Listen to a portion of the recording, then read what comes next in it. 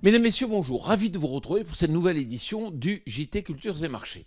Alors, nous commencerons cette émission en évoquant les nouvelles restrictions d'exportation de blé en Russie.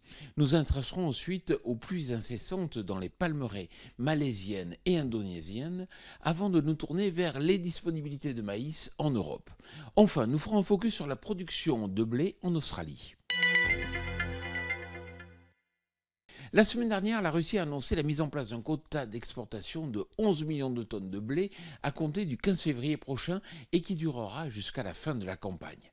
Quelles conséquences prévoir? C'est très simple. Les opérateurs russes vont exporter au maximum avant cette date et cela risque de perturber les marchés.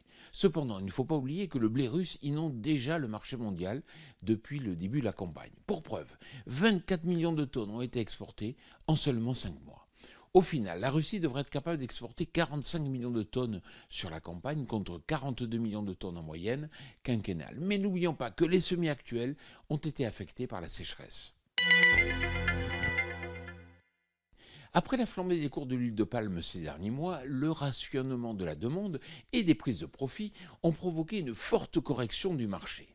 Mais des pluies de plus de 300 mm viennent de s'abattre dans les zones de production en Malaisie et en Indonésie. Les rendements et la logistique sont très pénalisés. C'est pourquoi vous pouvez constater que l'huile de palme a retrouvé ses cours les plus hauts à Kuala Lumpur et cela entraîne dans son sillage les cours du colza. Selon le ministère de l'Agriculture, les récoltes de maïs seraient réalisées à hauteur de 90% en France. La production nationale devrait donc être supérieure à 14 millions de tonnes, soit en légère hausse par rapport aux 13 millions de tonnes de l'an passé. Mais il faut savoir que l'équilibre des bilans européens sera fragile.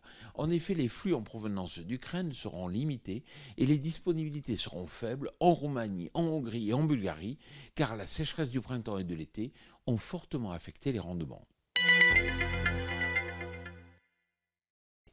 31,9 millions de tonnes, c'est la production de blé en Australie estimée par l'Office Abares. Alors elle est en forte hausse par rapport aux 26 millions de tonnes de l'an passé, mais en ligne avec la moyenne des 5 dernières années.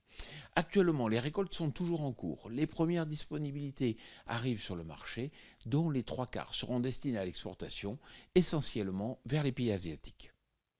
Voilà, le JT Culture et Marché, c'est terminé. Je vous souhaite bien sûr une excellente semaine.